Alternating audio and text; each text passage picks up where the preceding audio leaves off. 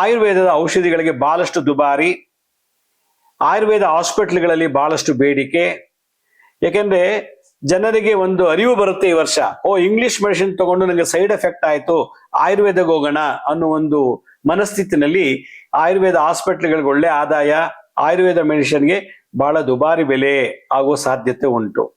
ಇದೆಲ್ಲಕ್ಕಿಂತ ಹೆಚ್ಚಾಗಿ ನಾವು ವೃದ್ಧರಿಗೆ ಸ್ವಲ್ಪ ಒಂದು ಜಾಗೃತಾ ಕ್ರಮವನ್ನು ತಗೋಬೇಕು. ಏಕೆಂತಂದ್ರೆ ಈ ಒಂದು 2025 ವಿಶ್ವಾವಸು ಸಂವತ್ಸರ ಅಂತ ಹೇಳ್ತಾರೆ.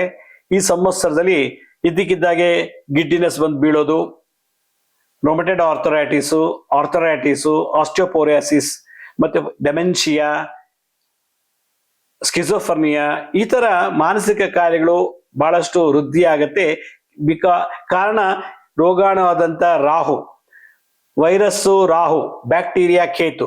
ಈ ವರ್ಷ ರಾಹು ಕೇತುಗಳ ಸಂಯೋಗದಿಂದ ಹಲವಾರು ವೈರಸ್ಗಳ ಮುಖಾಂತರ ಕೆಲವರಿಗೆ ಮಾನಸಿಕವಾಗಿ ಹಾಗೂ ದೈಹಿಕವಾಗಿ ವೃದ್ಧರಲ್ಲಿ ಕಾಡುವ ಒಂದು ಸಿಚುಯೇಷನ್ ಅನ್ನ 2020 ನಾವು ಕಾಣಬಹುದು. ಆದ್ರಿಂದ ವೃದ್ಧರು ಮುಂಜಾಗ್ರತೆ ಕ್ರಮದಿಂದ ಯಾವಾಗಲೂ ಬಿಸಿನೀರು ಕುಡಿಯಿರಿ, ಮತ್ತೆ ಬಿಸಿ ಬಿಸಿ ಊಟ ಮಾಡಿ, ಹೆಚ್ಚಿಗೆ ಪ್ರಯಾಣ ಮಾಡೋದನ್ನ ನಿಲ್ಲಿಸಿ, ಶೀತ ಪ್ರದೇಶದ ವಾಸ ಮಾಡೋರು ಬಹಳಷ್ಟು ಮುಂಜಾಗ್ರತೆ ಕ್ರಮ ತಗೊಳ್ಬೇಕು. ಒಟ್ಟಾರೆ ಈ 2025 ವರ್ಷ ನಮಗೆ ಈ ರಾಜ ಮಹಾರಾಜರುಗಳಿಂದ ಅಂದ್ರೆ MP, MLA, ಮಿನಿಸ್ಟ್ರು, ಅಧ್ಯಕ್ಷರು ಇಂಥವರಿಂದ ಜನಗಳಿಗೆ ಭಯ ಭೀತಿ ಇದೆ, ಜನರಿಗೆ ನೆಮ್ಮದಿ ಹಾಳು, ಅಸ್ತ್ರಶಸ್ತ್ರಗಳಿಂದ ಭಯ, ರೋಗ ಬಾಧೆಯಿಂದ ನರಳುತ್ತೀವಿ.